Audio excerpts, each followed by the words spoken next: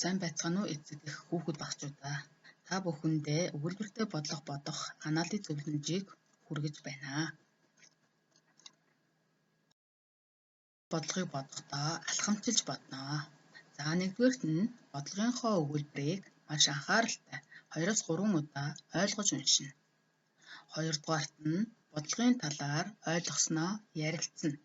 Эцэг ихтэйгээ мөн ах эгчтэйгээ ярилцаж болох нэ.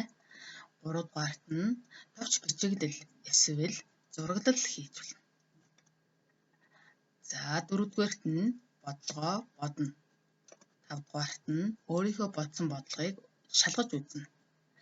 За зургадугаарт нь бодсон бодлогоо эцэг эхтэй, ах эгчтэй тайлбарлаж өгнө. 7-дугаарт нь алдсан бол алдаагаа заснаа. За бодлогыг харцгаая. Энэ бодлогыг сорилт өгөгдсөн бодлого байгаа. За одоо алхамынхаа дагуу бодлогын өгүүлбэрийг 2-3 удаа маш анхааралтай уншаарай хүүхдүүдээ.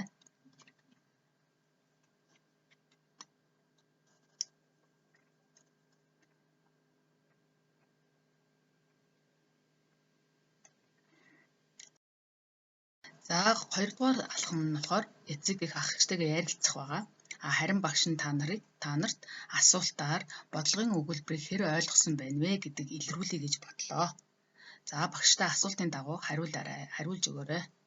Хэн ном уншсан бэ?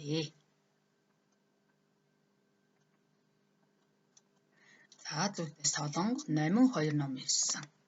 Солонго хэдэн ном уншсан бэ?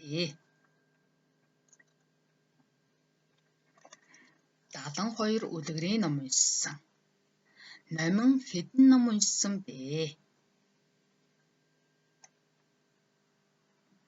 Номингийн уншсан номны том мэдэгдэхгүй байгаа. Харин Солонгоос 8 дахин цөөн ном уншсан гэж мэдэгдэж байгаа. За эхлээд юг олох вэ? За зүйтэй номингийн уншсан үлгэрийн номны тоо олно. Дараа нь юг олох вэ? Солонго 82 нийлээд хэдэн ном уншсан бэ гэдгийг олж байна. Эцэст нь юг олох вэ? Солонго номингоос хэдээр олон ном уншсан бэ гэдгийг олж байна. Товч бичигдэл эсвэл зураглал хийж болно гэсэн байна. За товч бичигдэл хийдэг хүүхэд манай ангид бас байдаг. За эхлээд өгөгдсөн зүйлсийг бичнэ. Бодлогын өгүүлбэрт юу өгөгдсөн бэлээ хүүхдүүдээ? За Солонго 72 үлгэрийн ном уншсан гэж мэдэгдэж байгаа. За номин болохоор түүнээс 8 дахин цөөн үлгэрийн ном уншсан гэдэг нь болохоор энэ өгүүлбэрийн өгөгдсөн зүйл байх нь. За олох зүйлийг бүгдээрээ ярилцъя. За нийт хэдэн ном уншсан бэ? Шууд нийтийг олж болох уу хүүхдүүдээ? За үгүй эхлээд номин хэдэн үлгэрийн ном уншсан бэ гэдгийг олж иж нийтээ олноо. За эцэст нь Солонго номингоос хэдээр олон ном уншсан бэ? За үүнийг зураглал товч бичиглэл хийх гинэ. Одоо бүгдээрээ бодлогыг зураглаж үзье. За Солонго 72 ном уншсан. Солонгын уншсан 72 номыг ийм хэмжээтэй үлгэр уншсан гэж дүрслэе. За харин номин болохоор түүнээс 8 дахин цөөн үлгэрийн ном уншсан. За тэгэхээр дахин цөөн гэдэг ойлголт гарч ирж байна.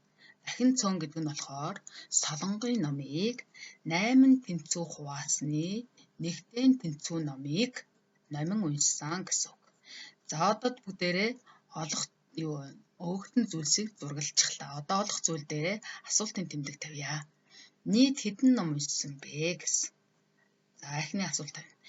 За харин шууд нийтийг олж болохгүй. Номингийн уншсан номны тоог эхлээд олох ёстой.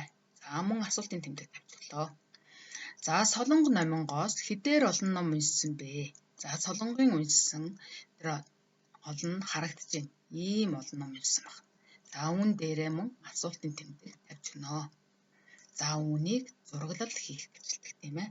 За одоо бүгдээ зураглал товч бичиглэлийнхээ дагуу бодож үзье. За номингийн уншсан номны тоог олохдоо Солонгийн номыг 8 тэнцүү хувааж өгнө. Түүний 1-тэй тэнцүү ахнэ. Тэгэхээр номин 9 ном уншсан байна. За одоо нийт номныхоо тог олохын тулд Солонгын уншсан 72 номон дээр Номингийн уншсан 9 номыг нэмэхэд нийт 81 ном уншсан байна. За одоо Солонго тэгвэл Номингоос хэдээр олон ном уншсан бэ гэдгийг олъё. Үүний тулд Солонгын уншсан 72 номноос Номингийн уншсан 9 номыг харж өгөх юм бол Солонго 63 номоор илүү уншсан байна. За багш нь гэрийн даалгаварт нэг бодлогыг өгье. Энэ бодлогын бүгдээрээ яг алхмынхаа дагуу 2-3 удаа уншаад тэгээд ах эгчтэйгээ аав ээжтэйгээ ярилцаад товч өчигдөл эсвэл зураглал хийгээд багшигаа анхааран сонссон хүүхдүүддээ эцэг эхчүүддээ баярлалаа.